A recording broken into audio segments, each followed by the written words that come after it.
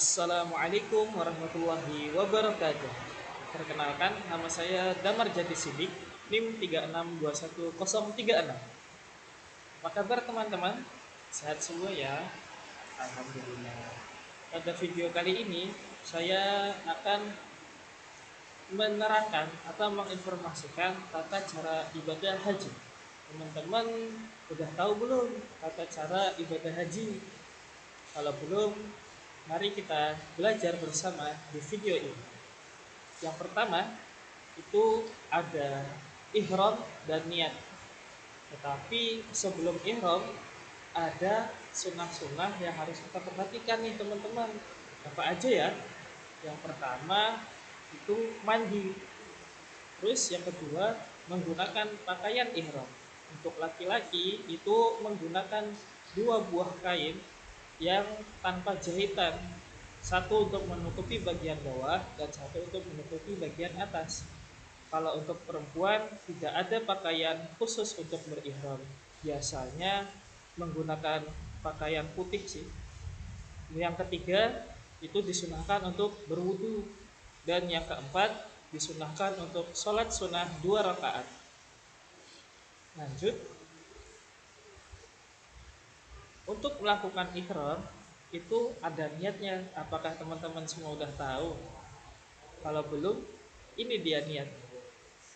Niatnya yaitu nawaitul hajja wa ahramtu bihi lillahi ta'ala. Yang artinya aku niat haji dengan berihram karena Allah Ta'ala. Setelah berniat, maka bagi orang yang melaksanakan haji ada larang-larangannya loh teman-teman. Apa aja itu? Ini adalah larangan ketika berihram atau selama melaksanakan ibadah haji. Yang pertama bagi pria, apa aja itu? Yaitu tidak boleh memakai pakaian biasa. Yang kedua, tidak boleh memakai alas kaki seperti kaos kaki dan yang lainnya. Yang ketiga, itu tidak boleh memakai topi ataupun peci. Untuk perempuan itu yang pertama tidak boleh memakai kaos tangan. Jadi untuk tangannya tidak boleh memakai sarung tangannya teman-teman. Kemudian yang kedua tidak boleh menutupi muka ataupun wajah. Jadi bagi orang yang berihram atau akan melaksanakan ibadah haji, ketika sudah memakai pakaian ihram dan sudah berniat, maka dia tidak boleh memakai masker ataupun cadar bagi perempuan. Ada juga nih larangan bersama antara laki-laki dan perempuan. Yang pertama itu tidak boleh memakai wewangian. Yang kedua, tidak boleh memotong kuku. Yang ketiga, tidak boleh membunuh hewan. Yang keempat, tidak boleh menikah. Yang kelima, tidak boleh bermesraan atau berhubungan intim. Yang keenam, tidak boleh memaki atau bertengkar. Dan yang ketujuh, tidak boleh memotong tanaman yang ada di sekitar Mekah. Setelah melakukan ihram dan niat tadi, selanjutnya itu berangkat dari tempat mikot ke Mina untuk melaksanakan atau untuk bermalam di Mina. Selama di Mina itu kita dianjurkan untuk satu memperbanyak doa, yang kedua beristighfar, yang ketiga memperbanyak zikir, yang keempat talbiyah, yang kelima itu ada tafakur, dan yang keenam membaca Al-Quran. Nah, setelah dari Mina, mana ya? Setelah bermalam di Mina, pada tanggal 9 Zulhijjah, kita melaksanakan perjalanan ke Arafah untuk melaksanakan wukuf. Wukuf sendiri itu adalah berdiam diri atau bertafakur atau merenungkan diri di Arafah sebagaimana kita berada di padang mahsyar.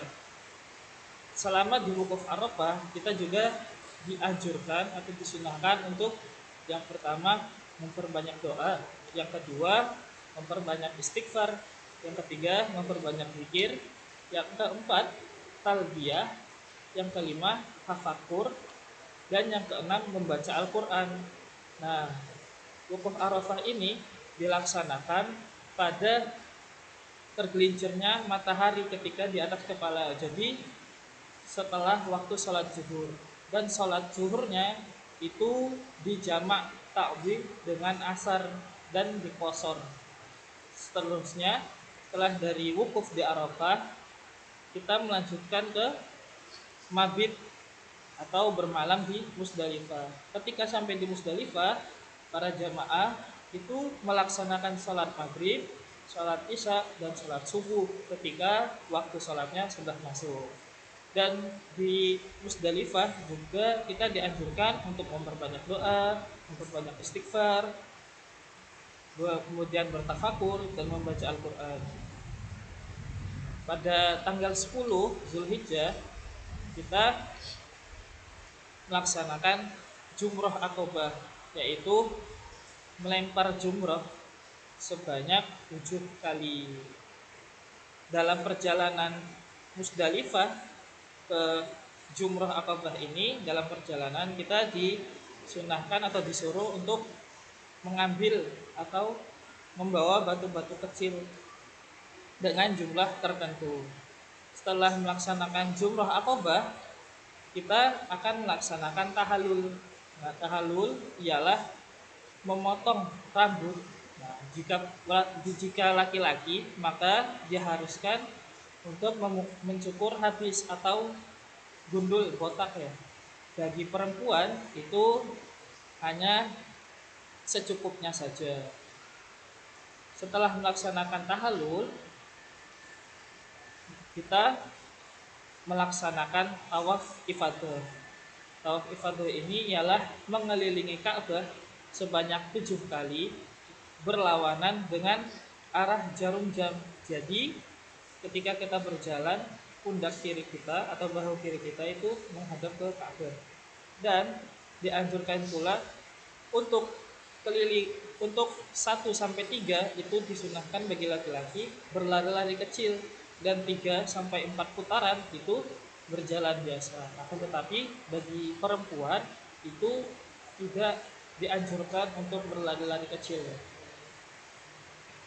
Setelah melaksanakan tawaf ifadah, kita disunahkan untuk sholat 2 rakaat di depan makam Ibrahim.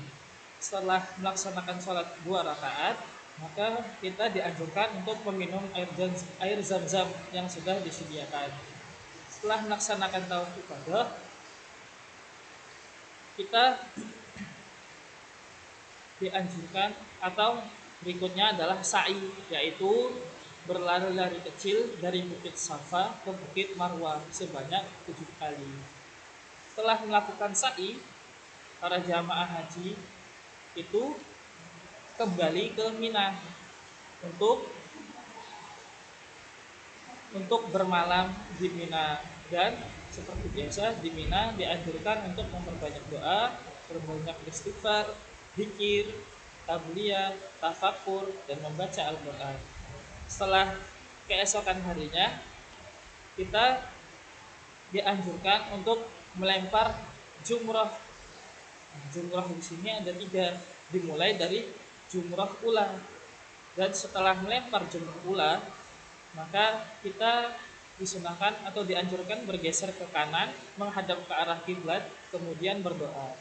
Setelah melempar jumroh ula, kita melanjutkan yang kedua, yaitu jumroh wusta. Sama, setelah melempar jumroh wusta, kita bergeser ke kiri untuk menghadap kiblat dan berdoa. Setelah melakukan jumroh wusta, kita melanjutkan jumroh aqabah.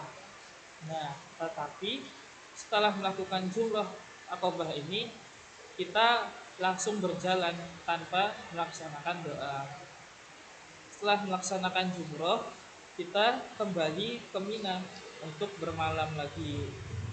Dianjurkan untuk memperbanyak doa, memperbanyak istighfar, memperbanyak zikir, tabliyah, tafakur, dan membaca Al-Quran. Setelah keesokan harinya, maka kita dianjurkan untuk melaksanakan jumroh lagi, sama. Yang pertama jumroh ula, kemudian jumroh wusta, dan jumroh akobah. Setelah melaksanakan jumroh, melempar jumroh, maka kita lanjut ke Ka'bah, yaitu melaksanakan tawaf wada. Tawaf wada ini adalah tawaf terakhir atau bisa dibilang tawaf perpisahan, karena selesailah rangkaian ibadah haji seseorang, dan pada setelah selesai rangkaian maka jamaah bisa pulang ke daerahnya masing-masing. Cukup sekian yang bisa saya sampaikan. Apabila terdapat kesalahan, mohon maaf. Wabillahi taufiq wal hidayah. Assalamualaikum warahmatullahi wabarakatuh. Terima kasih atas perhatian.